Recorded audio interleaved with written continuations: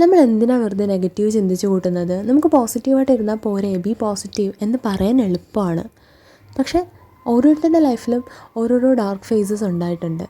അപ്പോൾ ആ ഒരു നെഗറ്റീവ് എനർജിയിൽ നിന്ന് നമുക്ക് പോസിറ്റീവിലോട്ട് വരാൻ അത്ര എളുപ്പമല്ല. പറയുമ്പോൾ നമുക്ക് പറയാം ബി പോസിറ്റീവ്, എന്തിനാണ് വെറുതെ ഓരോന്ന് ചിന്തിച്ച് കൂട്ടുന്നത്? ശരിയാണ്, നമ്മൾ ഓരോന്ന് ചിന്തിച്ച് കൂട്ടിയിട്ട് സത്യം പറഞ്ഞ കാര്യമില്ല. പക്ഷേ നമ്മൾ ആ ഒരു റിയാലിറ്റി മനസ്സിലാക്കണമെങ്കിൽ നമുക്ക് ഒരുപാട് ടൈം എടുക്കും. ആ ടൈമിന് വേണ്ടി നമ്മൾ ഒരിക്കലും വെയിറ്റ് ചെയ്യരുത്. നമ്മളിത് തേടി കണ്ടുപിടിക്കണം. നമ്മൾ പോസിറ്റീവാകാൻ മാക്സിമം ട്രൈ ചെയ്യണം.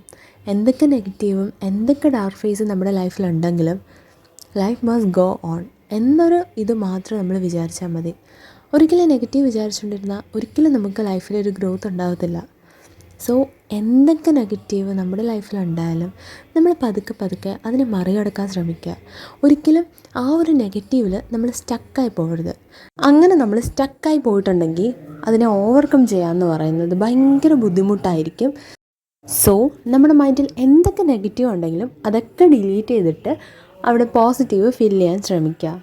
നമുക്ക് പറ്റില്ല എന്നുണ്ടെങ്കിലും നമ്മൾ മാക്സിമം ട്രൈ ചെയ്യുക. നമ്മൾ ഒരിക്കലും നമ്മുടെ മൈൻഡിനെ ഡീമോട്ടിവേറ്റ് ചെയ്യാതിരിക്കുക. പോസിറ്റീവ് ഉണ്ടാകുമ്പോൾ മാത്രമേ നമ്മൾ സന്തോഷിച്ചാൽ പോരല്ലോ, നെഗറ്റീവ് ഉണ്ടാകുമ്പോൾ അതെങ്ങനെ മറികടക്കണമെന്ന് കൂടെ നമ്മൾ പഠിച്ചിരിക്കണം. So always be positive.